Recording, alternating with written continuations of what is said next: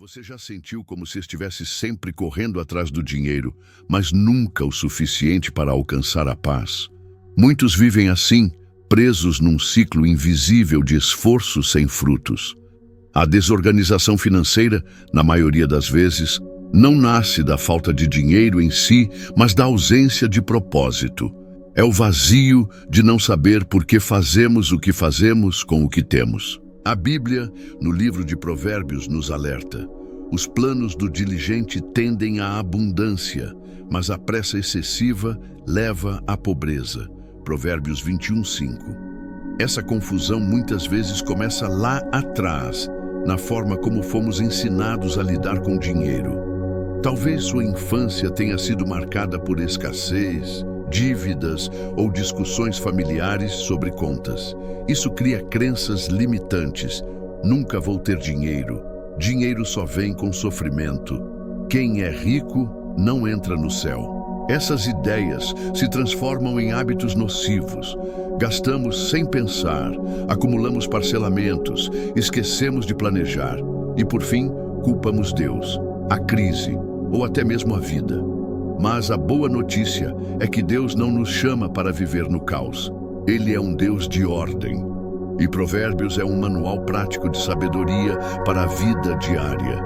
Em Provérbios 24:3-4 está escrito: com a sabedoria se edifica a casa, e com a inteligência ela se firma. Pelo conhecimento se encherão as câmaras de toda sorte de bens preciosos e deleitáveis. Essa passagem mostra que a abundância não é fruto do acaso, mas da sabedoria em ação. E sabedoria, na prática, exige discernimento e planejamento. Quando aplicamos seus princípios, começamos a enxergar o dinheiro como uma ferramenta e não como um problema. A reorganização financeira, portanto, começa na mente, nos pensamentos e na nossa disposição para ouvir a voz da sabedoria do alto. Você já parou para escrever um plano financeiro para o próximo mês, com base nos seus valores e prioridades? Já fez uma lista dos seus furos invisíveis, aqueles gastos que parecem pequenos, mas no fim do mês somam centenas de reais? Planejar com sabedoria é uma forma de honrar a provisão de Deus. E discernir o que é necessário do que é supérfluo é um exercício espiritual. Muitas pessoas confundem fé com improviso. Acham que confiar em Deus é simplesmente esperar que as contas se paguem sozinhas. Mas Provérbios nos ensina a planejar, a anotar, a refletir antes de agir. Sabedoria não é adivinhação, é estratégia com propósito. Um dos erros mais comuns é viver no automático, sem saber quanto entra, quanto sai, e sem dar nome ao que queremos alcançar. A reorganização financeira com sabedoria do alto não começa no extrato bancário, começa no coração e se manifesta na prática. E isso transforma a sua casa, sua rotina e sua forma de viver. Afinal, a abundância é consequência de decisões sábias e intencionais. Provérbios 23:7 diz: porque como imagina em sua alma, assim ele é. Esse versículo é uma chave poderosa para a transformação financeira. Aquilo que você acredita sobre si mesmo e sobre o dinheiro molda suas atitudes. Se você acredita que nunca vai sair das dívidas, suas ações inconscientes vão sustentar essa realidade. Por isso, antes de reorganizar sua vida financeira, é preciso reorganizar suas crenças. Mudar essa mentalidade é parte da sabedoria do alto. Jesus disse: conhecereis a verdade, e a verdade vos libertará. João 8:32. A verdade é que Deus deseja que você prospere sim, mas com propósito. Prosperidade não é luxo desmedido, é ter o suficiente para cumprir seu chamado e ainda abençoar outros. Quando você muda suas crenças, muda sua forma de ver, de gastar, de planejar e de doar. Pense na sua relação com o dinheiro como um espelho. Ela reflete o que você aprendeu, viu ou ouviu ao longo da vida. Se você cresceu ouvindo que dinheiro é sujo, pode acabar se sabotando sempre que tenta crescer. Se ouviu que dinheiro é para quem tem sorte, Talvez viva reclamando da má sorte, em vez de agir com diligência e fé. Um exercício prático. Anote todas as frases negativas que você costuma repetir sobre dinheiro. Depois, substitua cada uma delas por uma verdade bíblica. Faça disso uma prática diária. A transformação começa no interior e a reorganização financeira começa por aqui. Romanos 12:2 nos lembra: transformai-vos pela renovação da vossa mente. Ainda que esse versículo não esteja em Provérbios, ele é a base para toda mudança duradoura, inclusive na área financeira. A reorganização financeira só se sustenta quando existe uma mudança de mentalidade acompanhada por novos hábitos. E aqui está a grande verdade: você não precisa de mais dinheiro. Você precisa de mais consciência. Consciência de quem você é em Deus, consciência dos seus valores, consciência do seu propósito. Quando você alinha sua mente à sabedoria divina, começa a fazer escolhas que antes pareciam impossíveis. Com sabedoria se constrói a casa, e com discernimento ela se firma. Pelo conhecimento, os seus cômodos se enchem do que é precioso e agradável. Provérbios 24:3-4. Planejamento não é falta de fé, é demonstração de responsabilidade. Muitas pessoas espirituais acreditam que basta orar para que tudo se resolva financeiramente, mas Provérbios nos mostra que sabedoria, discernimento e conhecimento são ferramentas dadas por Deus para construir uma vida firme e cheia de propósito. Clara chorava em oração pedindo mudança, até que um dia, ao ler Provérbios 24, sentiu Deus lhe dizer: você precisa aprender a construir com sabedoria. Eles então decidiram dar um passo diferente. Sentaram juntos, listaram todas as entradas e saídas, criaram um orçamento mensal e estabeleceram metas, inclusive espirituais, como dizimar, ajudar uma família carente e guardar para realizar um sonho. Muitas vezes o problema não é o salário baixo, mas o estilo de vida alto. É gastar mais para preencher um vazio que não tem nada a ver com dinheiro. E isso nos leva ao ciclo de endividamento, frustração, culpa e repetição. Em Provérbios 13:7 está escrito: há quem se faça de rico e nada tem, e há quem se faça de pobre e tem grande riqueza. Aos poucos, a paz voltou. Eles perceberam que a falta de planejamento era um buraco invisível por onde suas bênçãos escorriam. A fé continuou sendo a base, mas agora havia estratégia. A sabedoria de Deus não despreza o planejamento, ela o valoriza. O discernimento financeiro vem do Espírito, mas a organização precisa de prática. Talvez você precise sentar com sua família, olhar nos olhos uns dos outros e dizer: a partir de hoje, vamos construir com sabedoria.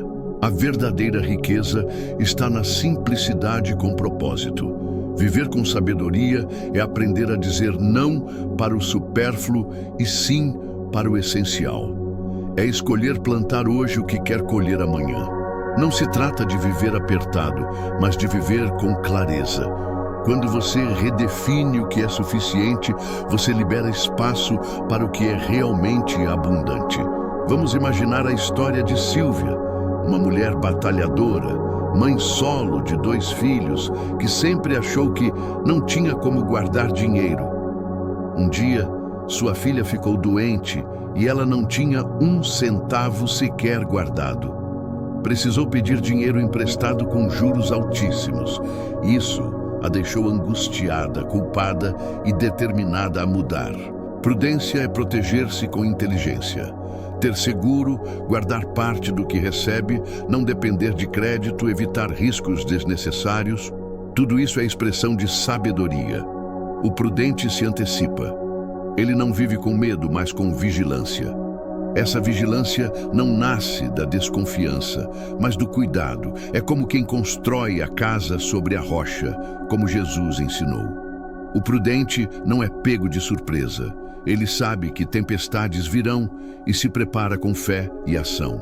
Vamos à história de Lucas e Clara, um jovem casal cristão. Eles se amavam profundamente, mas brigavam constantemente por dinheiro. Não tinham controle do que ganhavam, muito menos do que gastavam. Viviam no Deus proverá, mas sem organização alguma.